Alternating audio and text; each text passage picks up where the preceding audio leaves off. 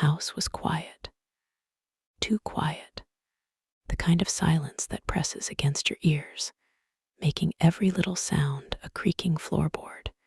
The occasional sigh of wind through the trees feel amplified, as if the world itself is mocking you. I walked through the rooms, my footsteps echoing back at me like an unwelcome reminder of my solitude. It was Christmas Eve, and the house, which had once been alive with the laughter of my son and his children, now sat empty, hollow, and cold. Earlier that day, I had tried to reach out to him, my heart beating with a mixture of hope and dread. "Is there any chance I could come for Christmas?" I had asked, attempting to sound casual, trying not to reveal the disappointment I already felt building inside me. His voice on the other end was hesitant, clipped, almost mechanical. "Mom, I'm sorry. It's just too crowded this year. There's really no room for you." I had felt my chest tighten, a physical weight pressing down on me, squeezing my lungs until each breath was deliberate and heavy. No room for me. Those words kept echoing in my mind as I ended the call. I replayed them over and over, each repetition digging a little deeper, leaving a hollow ache where excitement and anticipation should have been. I had imagined this Christmas so differently. For weeks, I had been planning. I had baked cookies in festive shapes, their sweet smell still lingering faintly in the kitchen. I had wrapped gifts carefully, each package chosen with thought and love, imagining the smiles on the faces of my grandchildren when they tore open the paper to discover a gift I had chosen just for them. There was a scarf for my son's wife, a toy train for my youngest grandchild, chocolates for the older ones, small things, yes, but meant to show that I cared, that I was thinking of them. Now, the gifts sat in neat piles, unopened, their paper still crisp, their ribbons untied, almost as if they too were mourning the absence of celebration. I sank into the worn armchair by the window, staring out at the gray winter sky. Snowflakes drifted lazily down, covering the bare branches of the trees and the empty street outside. It should have been beautiful, serene, the perfect backdrop for a cozy Christmas. But beauty felt cruel when I was alone. I tried to imagine them all together, my son and his wife, bustling around the kitchen, the children running with excitement, the chatter and laughter filling every corner of the house. But the images were hazy, dreamlike, slipping through my fingers. The moment I tried to grasp them, I reached for my phone again, half-hoping anyone might be free, might want to spend a few hours with a lonely, abandoned grandmother. But the calls went unanswered, or the voice on the other end apologized with a polite excuse. Busy with family, traveling, visiting friends. Every refusal, every polite brush-off felt like another nail in the coffin of my loneliness. The tree stood in the corner of the living room, tall and proud, adorned with ornaments collected over decades. Some were handmade, fragile reminders of childhoods long past. Others were glittering and new, given as gifts, each carrying its own memory. I ran my fingers over a delicate glass angel, remembering how my son had helped me hang it years ago, his small hands steadying mine as I balanced on a chair. The thought brought tears to my eyes. The tree, normally a symbol of joy and celebration, now felt like a monument to absence, a beautiful thing, but untouchable, out of reach, and achingly silent. I moved to the kitchen and poured myself a cup of tea, the steam rising in thin, curling wisps. I sipped it slowly, letting the warmth fill me, but even the comforting ritual felt hollow. Cooking, for one, is never the same as cooking for family. The meals I prepared, carefully planned to recreate the festive feeling of Christmas dinners past, now sat on the table in small, lonely portions. I set the dishes with care anyway, placing them as if someone were going to sit across from me, someone to share the meal, someone to laugh with. But there was only me and the silence that answered my invitation. I wandered back into the living room and sat on the sofa, my hands clasped tightly in my lap. I tried to remember what Christmas had felt like when my son was small. The excitement of Christmas Eve, the whispered plans, the wrapping of presents in secret, the smell of pine needles and cookies and roasted meat. But the memories were bittersweet now, tinged with the sharp sting of rejection. It was not just the absence of company, it was the absence of acknowledgement, of belonging, of being wanted. The very people I had raised, nurtured, and loved with every fiber of my being had told me that there was no place for me in their celebration. I closed my eyes and let the tears fall, hot and silent, down my cheeks. I had never thought of myself as a person who would spend Christmas alone. It was always a time for family, for connection, for warmth. And yet, here I was, in the very house where so many happy memories had been made, surrounded by the trappings of celebration, but deprived of its heart. As night fell, the shadows in the room deepened, and I felt the weight of the day pressing down on me. The loneliness was not just physical, it was emotional, a hollow ache that seemed to radiate from my chest outward, filling the empty spaces of the house. I tried to distract myself with a book, a movie, anything to make the hours pass more quickly, but nothing could erase the persistent thought. My son had chosen to exclude me, and yet, even in the midst of the despair, a small flicker of something stirred inside me, an awareness that, despite the emptiness, I was still here. I was still alive, still capable of remembering, still capable of caring. The house might be empty, the tree might stand alone, and the gifts might go unopened, but the love I had invested, the memories I had made, and the resilience I had nurtured over decades were still mine. Even if no one else acknowledged it, even if I was spending Christmas alone, I had something that could not be taken away.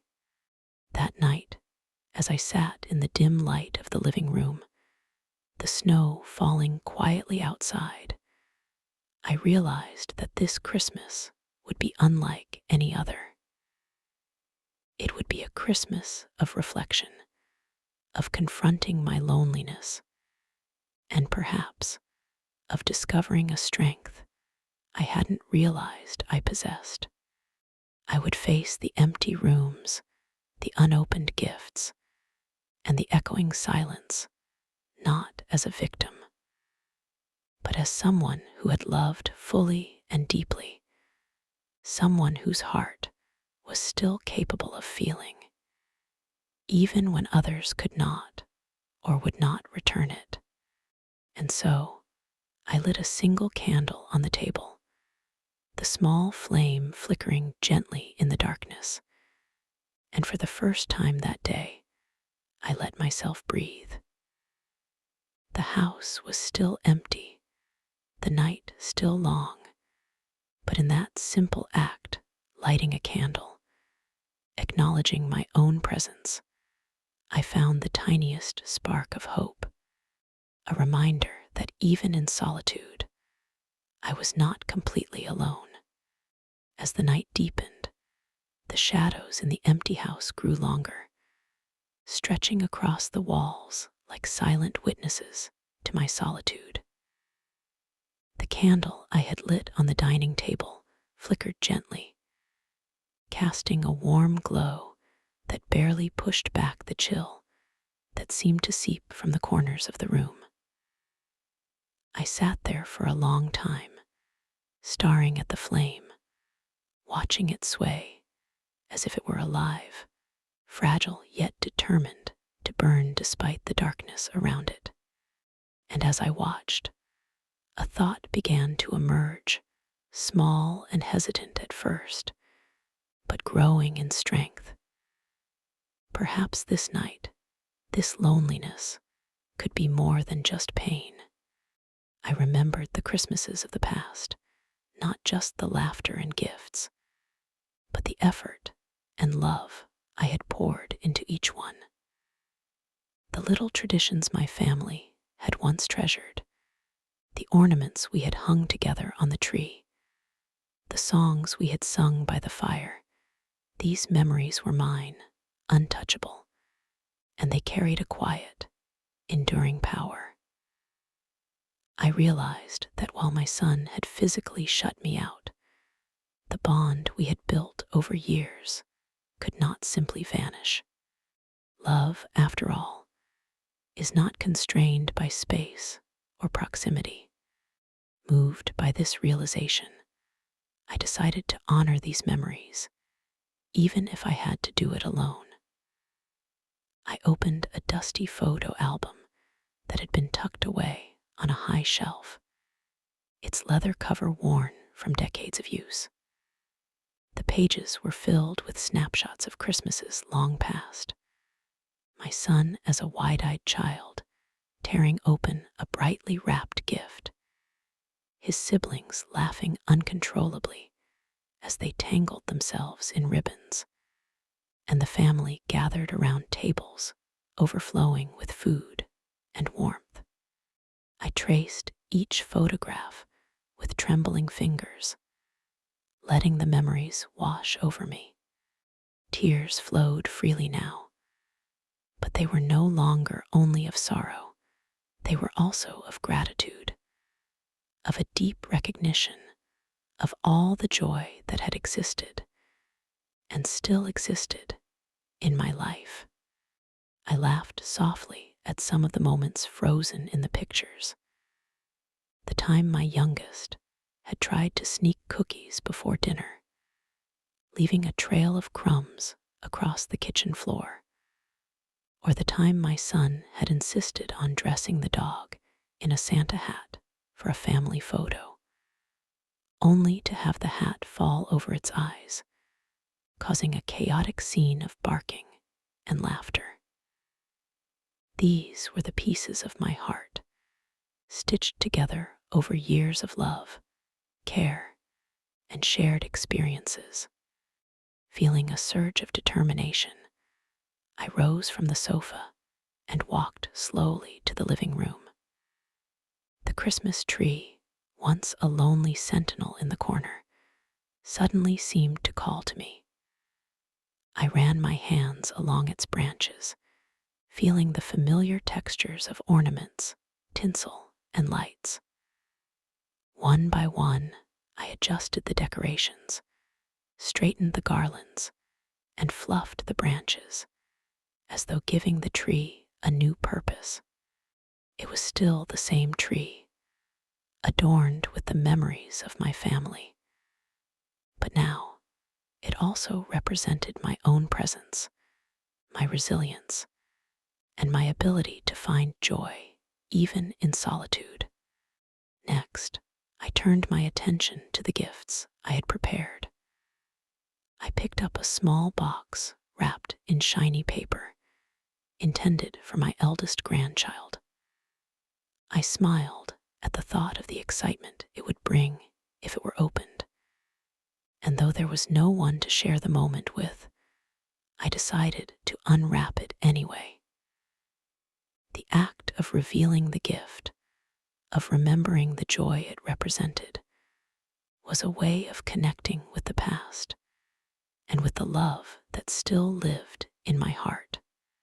Each gift I opened became a small ritual of remembrance, a celebration of the bonds that could not be broken by absence or rejection. As midnight approached, I found myself humming a familiar Christmas carol, one my son had loved as a child.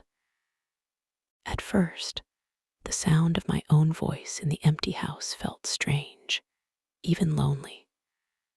But gradually, it transformed into something else, a declaration of life, of endurance, of self-respect. I danced slowly around the living room, wrapping my arms around myself, feeling warmth and comfort in my own presence. I realized that I did not need an audience to experience joy. The joy was already inside me, waiting to be acknowledged. The house, which had felt oppressive and hollow just hours earlier, now seemed different. The candlelight shimmered against the walls, reflecting off ornaments and windows, creating patterns of light that made the space feel alive. The scent of the cookies I had baked lingered in the air, mixing with the faint aroma of pine from the tree. Even though I was alone, I began to feel connected to the spirit of the season, not through the presence of others, but through my own actions, my own choices, and my ability to embrace the small joys that were still within reach. I sat back down by the window and looked outside at the snow-covered street. In the past, I might have felt resentment toward those who were celebrating elsewhere, toward my son and his family, who had chosen not to include me. But now, I felt something different, a sense of release. I could not control their choices, nor could I demand recognition or affection. What I could control was my own response, my own ability to find meaning and happiness in the circumstances I faced. The realization was both liberating and empowering. By the time the clock struck 1, I felt a calm settle over me. I had faced the loneliness, acknowledged the pain, and allowed myself to grieve. But I had also found a deeper understanding that my worth was not dependent on anyone else's acknowledgement, that my love had intrinsic value, and that my heart was capable of joy even when others could not see it. The night had begun as a trial of isolation, but it had ended as a triumph of resilience and self-discovery. I leaned back, closing my eyes, and let a gentle smile form on my lips. The candle flickered one last time before I blew it out, leaving a small trail of smoke curling toward the ceiling. The house was still quiet, the room still empty, but I no longer felt the oppressive weight of loneliness. Instead, I felt a quiet strength, a sense of peace, and the knowledge that I had survived this Christmas, not just physically, but emotionally. I had transformed the emptiness into a space for reflection, gratitude, and self-love. And in that transformation, I discovered something extraordinary. that even in solitude, I was complete. The love I had given, the memories I had nurtured, and the spirit I carried within me were enough to fill the house, enough to warm my heart, and enough to remind me that Christmas, true Christmas, was not merely about company or gifts, but about the enduring capacity to feel, to remember, and to find joy in the presence of oneself. That night, as I finally climbed into bed, the snow falling softly outside, I felt a quiet confidence. I had faced abandonment and rejection, but I had not allowed it to diminish me. Instead, I had embraced my own strength, creating a Christmas that was uniquely mine. And as I drifted into sleep, I knew that no matter what the future held, I had discovered a lasting truth. I could be alone, yes, but I would never be powerless, unloved, or forgotten.